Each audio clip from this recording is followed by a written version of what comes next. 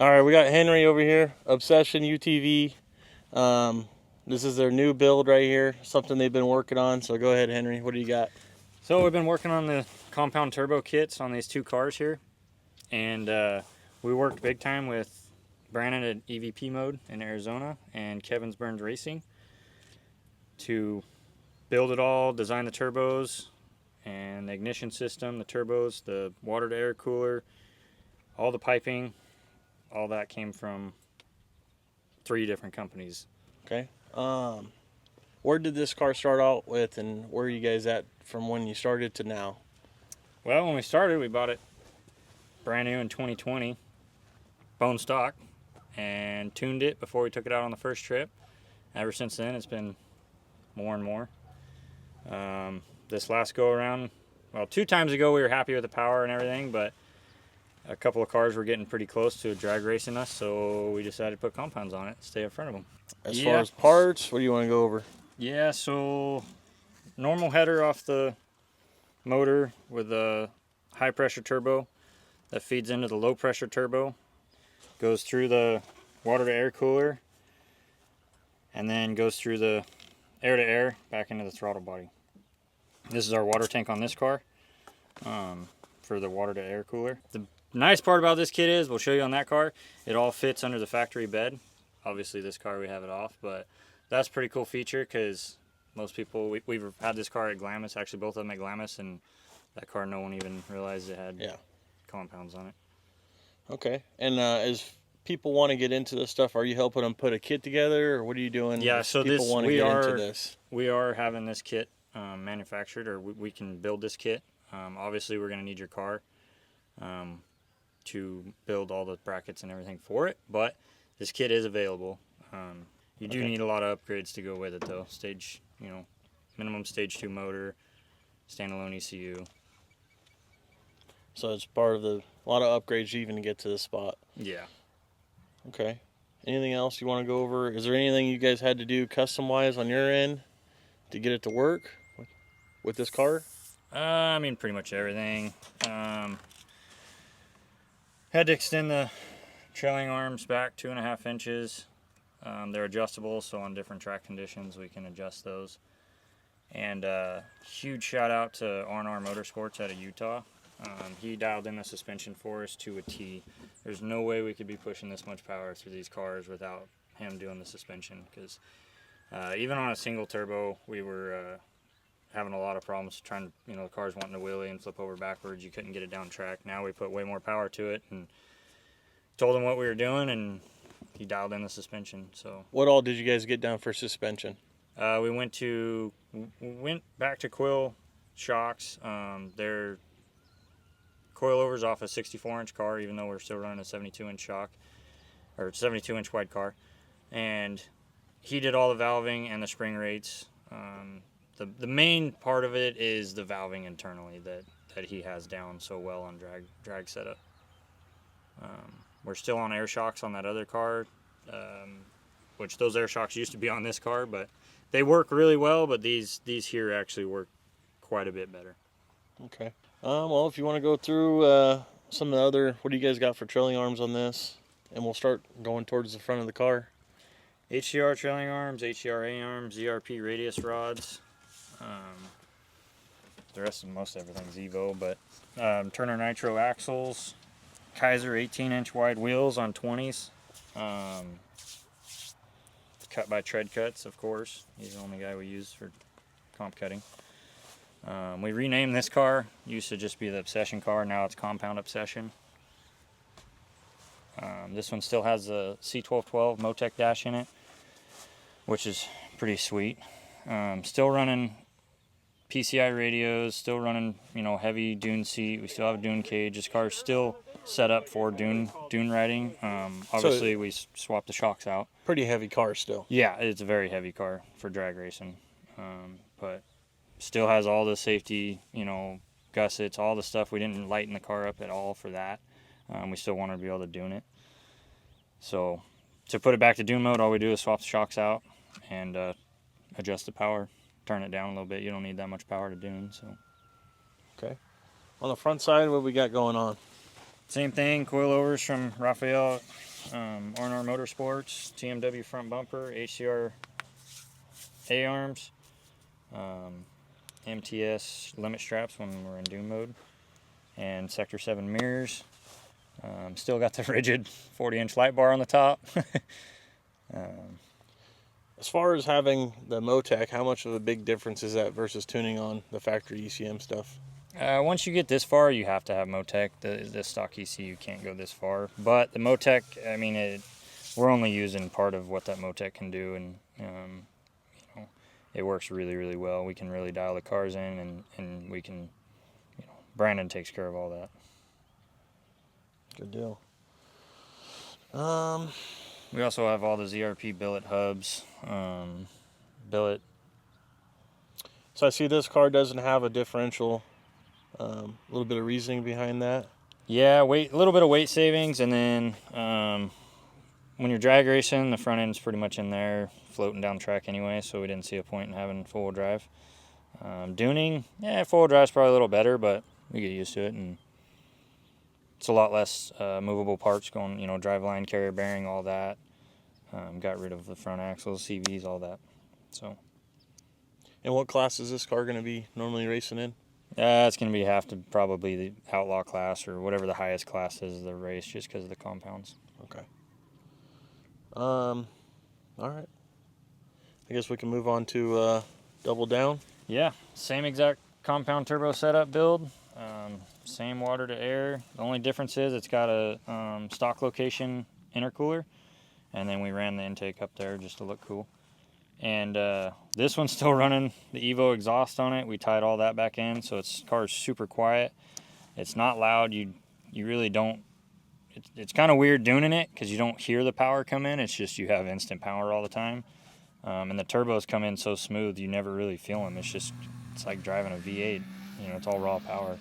Yeah, so definitely when it drives by, you can barely tell that it's got a lot of power. Yeah, and we tuned this car in Glamis the way it's set up. Obviously not on air shocks, but no one even noticed. Yeah, nobody notices. People walked around it, didn't even notice. Yeah. So it's pretty cool. It's a sleeper for sure. Yeah, that kit looks very factory. So yeah, good job on that. Icebox, intercooler, air intake.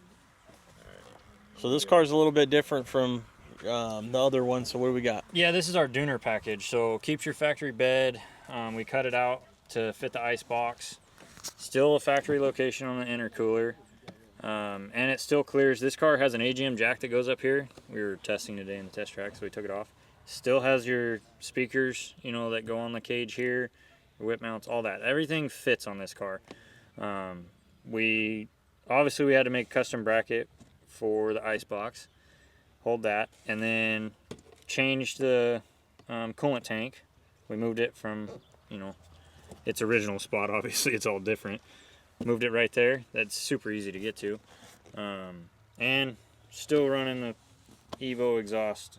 So this car is actually really quiet. The icebox, don't get scared. You don't have to run ice in it, duning. That's just, we run we have some liquid that we put in there, mainly water, but we do put a chiller in there. But like I said, when we tested it in Glamis, we never put ice in it. We just had water in it. Intake air temp stays at 70 degrees. So on those hotter days. Yeah, I mean, if it's a real hot day on the summer or when we're drag racing, we'll, put ice in it. But duning, we just run water in it. It's 3-gallon ice box. And that's all custom built for that mount spot right there? This one we get from Mishimoto, but I spec'd it all out and we plumbed it all, and then I made the brackets to hold it. So if people want to keep their factory bed, this would be the way to go. This is the options I'll have. Yeah. A lot of turbo kits you see on drag cars, the turbo sitting on top of the motor, which is fine for a drag car, but this customer here is big on keeping it factory looking. Very quiet. I did notice that. It sounds pretty good, and you can't hardly tell that it's got a lot of aftermarket work done to it, so it's real cool. Anything else you want to go over we need to hit on? Mainly the ignition system. That's a freaking big one too. We're running 3 coils with coil wires going. We got rid of the the coil packs and all that. It's just like what you'd see on like an LS. That system works really well. The cars fire right up. They don't miss a lick. They just run really well. This car still has underglow on it. Still has it's a dune car for sure. And then the other thing, the tap clutch. That's the only primary we'll run, especially on this kind of power, because we can go from 5,000 engagement, launching the car to, 5 minutes. I can turn it back down and it's in dune mode, and, it's at, 2,600 engagement. We don't have to take the clutch off the car. We don't have to do nothing. It's just, 8 bolts, flip some ramps over, and they're really, really fast and really easy. And we haven't had any problems with them holding the power to these cars too, duning or anything. I guess we can go in a little bit more detailed on this side of the car. What do you got on this thing? Like I said, we still got air shocks on this one just for, messing around on the drag strip. But this one we did do the whole carbon fiber dash from Forworks. We had it custom with blue weave in it, matched the blue cage and everything. Came out pretty good. We like it. And still has, full weight seats in it. The PRP custom seats from Obsession UTV, heated, lumbar support, all that. So we're not the lightest drag cars, but they still run pretty decent for how heavy they are. Pretty cool. What do you got going on in the front? Fireball Racing suspension, TMW front bumper, air shocks match the back, Sector 7 mirrors, and Potter actually built this cage. Super nice cage. We're happy with it. And what kind of fuel are we running in these cars? E85, race E85. That's all we run in all our cars, so we just keep running. But they're not methanol. They're not nothing, nothing special. And what's some of the goals for 2025 for Obsession UTV? Hopefully build a couple more of these kits would be nice. Like I said, they're great for duning. They're instant power. There's no light switch turbo lighting or nothing. It just, you want to pull a wheelie, you just give it more gas and pull the front end up. Good deal. What's some of the provisions you would need to even get into something like this as far as a kit? Like I said, you got to have, basics, clutching. Obviously, you got to have billet clutches, tap clutches, standalone ECU, built motors, got to be closed deck, big cams, big valves, and that's about it. The rest of it's on, kind of part of the kit, the ignition system, all that we put in. And if you already have the Motec, then we can just work off your Motec. And I see, you guys have it set up so you guys can do a little bit of both, but how far or how much of a difference is it just duning out there in the sand dune? I mean, these cars are running pretty good on the track, obviously, but off the track? Off the track, they're great. We like duning, pretty fast, and not only that, we like doing wheelies. You see a lip and you just want to jump off of it or wheelie off of it, and that's where the instant power comes in, and it's great because you just have that. You don't have to really wait, you don't have to try to judge it or, try to wait for it's like, okay, I got to get into it like a couple seconds before to wait for my turbo to light. It's just like, you ready, you just go, and pulling wheelies on these things are easy. Any little roller, really, even on sand highway, you could just stand this thing up pretty much anytime you want. And pretty fun. Is it laggy at all? No. There's no lag to it at all. No lag. Okay. But this particular car, we're actually running 6 injectors in it. Not really, 2 different cars here. We're running 3 injectors on this one, 6 in this one. The power on this one's a little smoother, and it's just because you can fine tune, 6 injectors. That's pretty cool. And you got, so much. You're not maxing out the injectors trying to do everything. You're running 2 different sets. The one set it'll start on and idle on. After it gets so much RPM and boost, it starts feeding in the other set, and then you're really working, 60-70% of each instead of 110% of one set of injectors. Now, how reliable are these kits going to be as far as just a daily ready, people want to come out of the garage and just go riding? Is there going to be a lot of Same tinkering as with them once you get them going? Same as any other, big turbo high horsepower car. You're still going to have to maintenance it, but as far as, these cars start up, it was 40 degrees this morning, they fired right up, so the ignition system helps on that a lot. But other than that, there's nothing, change oil because it's running E85. Now, I wouldn't recommend this kit for someone that's going to go in the dirt. Yeah. I mean, you don't need that much power, obviously. You're just going to spin and break loose, but for duning, it's freaking awesome. And we do turn them down for duning because, you can get in a lot of trouble duning with that much power. But it's always there if you need it. It's just a switch and you got full power again. Let's go into a little bit of the clutching. I know you got some newer stuff on these cars. Yeah, the clutching, that's been a big task for these cars, the way the power comes in and how much power when it comes in. So we had to redesign, a lot on the way we clutch. We did get some, we've broke some belts, we've smoked some belts, but that's part of, when you get out of your range of what you've been doing for so many years, you're starting to get into a different power range and bigger paddles and hooking up more. So tap clutch on the primary, and like I said, we changed the way we're setting them up now, and they were working really, really well. And they have a lot of belt grip, so they're holding up, that's for sure. And are you guys going to have a lot of competition with this kind of setup, or what's your competition look like out there? There's competition everywhere, and every track's different, every setup's different. You gotta, dial the car in for that day, and that's part of drag racing. But no, I mean we were supposed to drag race today. Actually, it would have been where we were going to reveal these at. That didn't happen, so we just decided to do it here. But we are going to hit some drag races this year. There's a couple big ones coming up that we're definitely going to be trying to go to. All right. I think we pretty much hit everything on these cars. Well, where could people find you, or how do we find out about getting these kits, or if there's something they need help with? Our new website's getting launched here pretty soon, obsessionutv.com. And then right now, Instagram and Facebook is the best way to get a hold of us. Obviously, we work with, you showoffutv a lot, so you'll be hearing from us. You'll see us. Yep.